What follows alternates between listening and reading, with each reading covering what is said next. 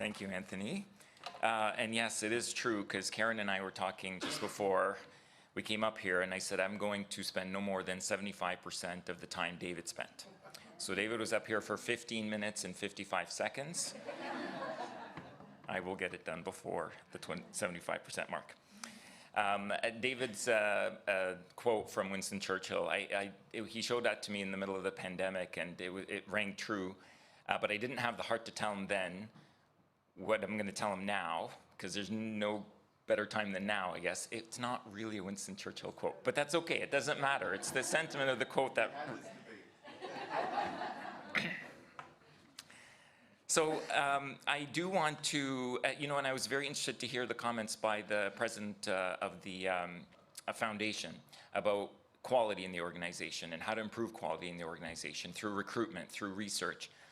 And these are very critical and important things. And when I took over my term as Chief of Staff 4 years ago, I had created an outline of what I thought would be important to try to improve the quality in the organization.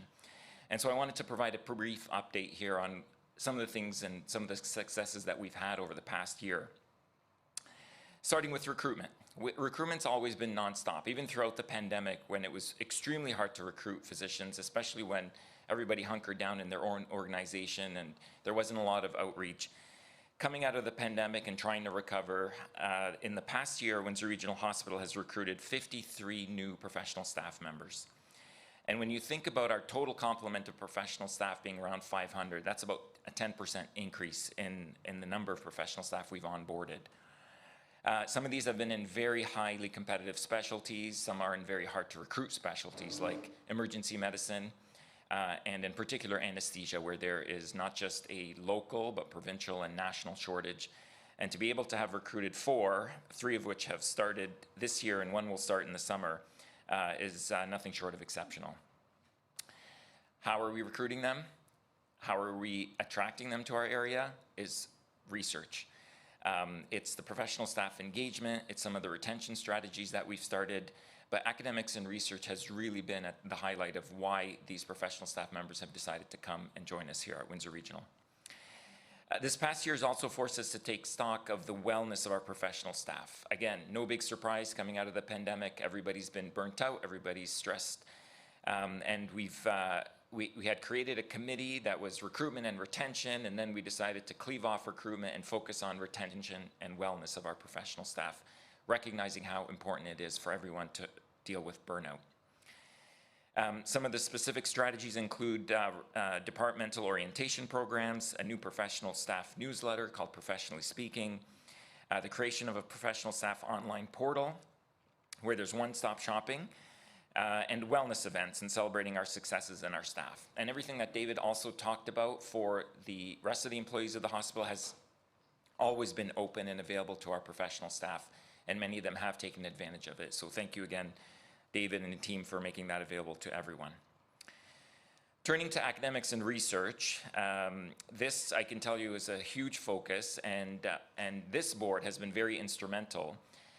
When I came to the board in about, I won't even remember the year, but 3 or 4 years ago, I said, we need to create an office of research. It's going to require some upfront funding, but we need to have a director, a manager, some coordinators, because although there was research happening at Windsor Regional Hospital, it wasn't centralized.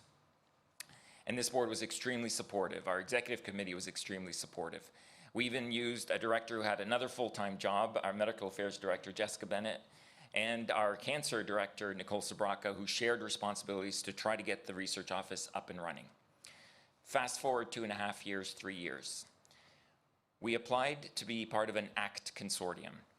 And just to take a step back, during the pandemic, one of the countries that was very successful in completing research and churning it out very fast was England. And the reason they were successful is because all of their hospital organizations are part of a single consortium. So when a research study wanted to be done, they could easily enlist patients from all the hospitals across the UK instantly and quickly and not have to go through multiple REBs. Canada now wants to try to replicate this. And so the ACT consortium is recruiting hospitals. We were one of 20 successful hospitals that just got approved within the past week. And we were successful out of over 100. Thank you. Yes, something very proud, something to be very proud of, and we beat out many of the GTA hospitals. We always love to stick it to the GTA hospitals. I am going to highlight, this is like an Academy Award speech where I have to name people before I get played off stage, but this is the end, I promise. You know, I'm here and I can claim all of these successes, but clearly it's obviously not me, and there's an entire team behind everything that I do.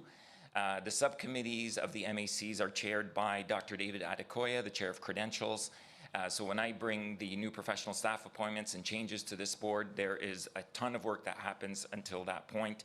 And thank you to David for all his work. Dr. Marg Chevalier, who is our chair of the Retention and Wellness Committee, who's come up with a lot of these initiatives, particularly for retention and wellness for our professional staff. Dr. Jason Meadows, who we were successfully able to recruit from the US to lead our Quality Practice Committee and also leads our Utilization Management Committee. Dr. Caroline Ham, who is our Academic and Research Committee chair, and obviously very well known, very well respected, and thank you to Caroline for her work there. Our medical affairs team, and I'm going to name them, Sam Geyer, Chelsea Thornton, Laurie Trotty, Alyssa Pistan, and Jessica Bennett. And our Office of Research team, Grace Park, Erica Figgins, Gina Bulkey, and Lauren Maselli. And thank you to everyone who's helped, and that's my report.